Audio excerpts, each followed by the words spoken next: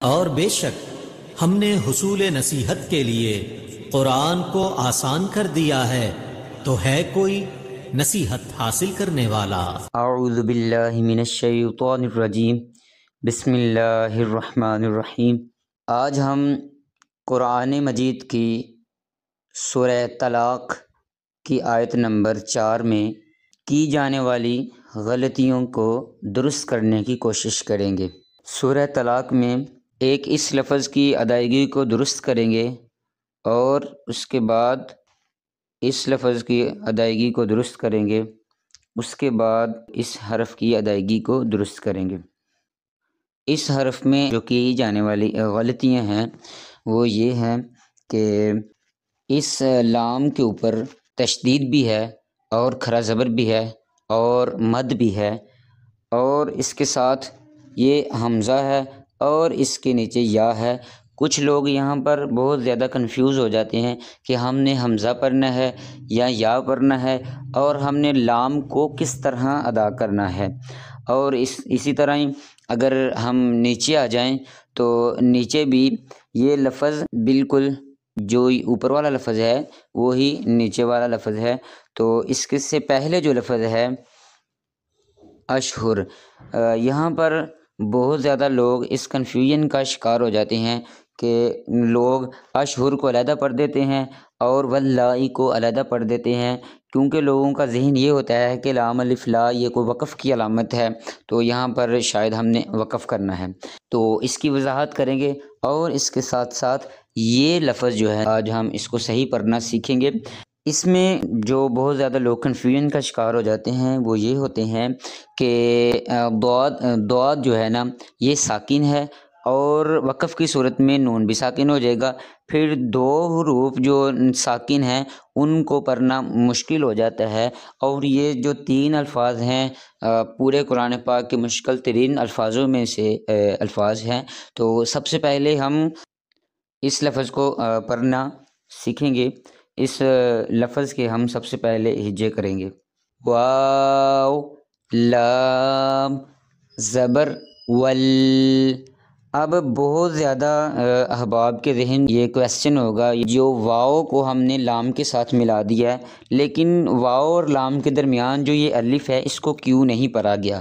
تو اس کا جواب یہ ہے کہ لام کے اوپر تشدید ہے، اور تشدید جس حرف پر ہو وہ مشدد حرف ہوتا ہے، اور مشدد حرف 2 مرتبہ پڑھا جائے گا، ایک مرتبہ اپنے سے پہلے متحرک حرف سے ملا کر، اور دوسری مرتبہ خود اپنی حرکت کے مطابق ذرا رک کر۔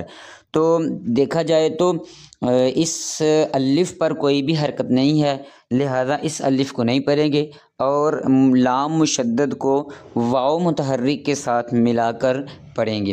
ایک کنفیوژن یہ دور ہو گئی۔ اب آگے آ جائیں تو لام، کھڑا زبر لا۔ اب کچھ لوگوں کا یہ خیال ہوتا ہے کہ ہم نے کھڑا زبر پڑھ لیا، اب اوپر والی جو مد ہے وہ بھی ہم نے ساتھ ہی پڑھ لی، لیکن نہیں، ہم نے صرف کھڑا زبر ہی پڑھا ہے، اور کھڑا زبر کی مقدار ہے 1 الف کے برابر، اور ہم اس کو 1 الف ہی لمبا کریں گے۔ ولا، حمزہ یا زیر ای۔ اب جو کھڑا زبر ہے وہ ہے حروف مدہ کے قائم مقام، الف مدہ کے قائم مقام ہے، اور حروف مدہ کے بعد مد کا سبب پیدا ہو گیا ہے حمزہ۔ حمزہ جو ہے نا وہ مد کا سبب پیدا ہو گیا ہے، اور حروف مدہ کے بعد حمزہ اسی کلمے میں ہو تو مد متصل ہوگی، اس کو 2 ارائی الف یعنی 4-5 حرکات کی مقدار جتنا لمبا کر کے پڑھیں گے۔ واللائی، اب آپ میرے ساتھ مل کے پڑھیں، واللائی یئسن من المحیض۔ یہ لفظ جو تھا جس میں کنفیوژن تھی کہ ہم نے حمزہ کو پڑھنا ہے یا کو پڑھنا ہے، اور لام پر مشدد بھی ہے، کھڑا زبر بھی ہے اور مد بھی ہے، اس کو ہم نے کس طرح پڑھنا ہے، یہ آپ کی کنفیوژن جو ہے نا وہ دور ہو گئی۔ اب دوسرے حرف کی طرف ہم آتے ہیں، اشہر۔ کچھ لوگ اشہر کو علیحدہ پڑھتے ہیں اور اس لام الف لا کی وجہ سے یہاں پر وقف کرتے ہیں، اور آگے واللائی کو جو ہے نا وہ علیحدہ پڑھتے ہیں۔ اب ہم اشہر کے ہجے کریں گے۔ حمزہ شین زبر اش، ہا پیش ہو، اشہو۔ را کو ہم، را کے نیچے دو زیر ہیں اور اس را کو ہم واؤ کے ساتھ ملائیں گے، کیونکہ را کے نیچے دو زیر ہے اور دو زیر کو تنوین کہتے ہیں، اور تنوین کے بعد حروف یرملون میں سے واؤ آنے کی وجہ سے یہاں پر ادغام ہوگا۔ ادغام میں یرملون غننے والا ہوگا اور یہاں پر ہم غنہ کریں گے، اور غنہ کے معنی ہے ناک میں آواز لے جا کر پڑھنا، اور غنہ کی مقدار ہے 1 الف کے برابر۔ اب اتنا ہمیں پتہ چل گیا ہے کہ اشہر کو ہم واؤ کے ساتھ ملا کر پڑھیں گے۔ اشہریوں، واو لام زبر ول، اشہریوں ول، مطلب یہ لفظ جو ہے نا وہ اسی لفظ کی طرح پڑھا جائے گا، اور اشہر کی را جو ہے ہم اس کو واؤ کے ساتھ ملا کر پڑھیں گے۔ اب بات آ گئی اس لام الف لا کی۔ لام الف لا ہے تو وقف کی علامتوں میں سے ہی ایک علامت، لیکن اگر آیت کے اوپر لام الف لا لکھا ہو تو ٹھہرنے اور نہ ٹھہرنے میں اختلاف ہے، لیکن اگر آیت کے علاوہ لکھا ہو، یعنی جیسے اب لکھا ہوا ہے، یہ آیت کے علاوہ لکھا ہوا ہے، نہیں ٹھہرنا چاہیے۔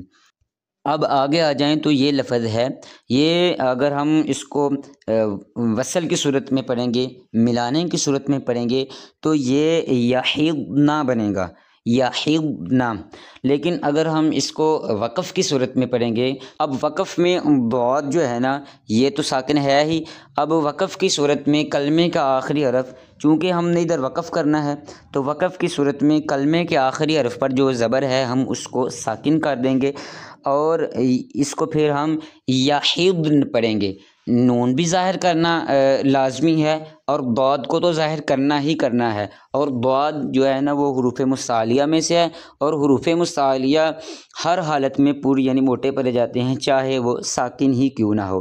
تو ہم اس لفظ کو پڑھیں گے یحضن۔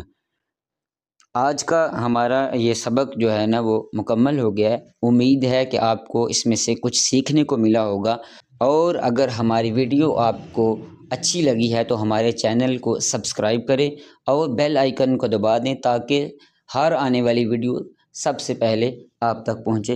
السلام علیکم ورحمۃ اللہ وبرکاتہ۔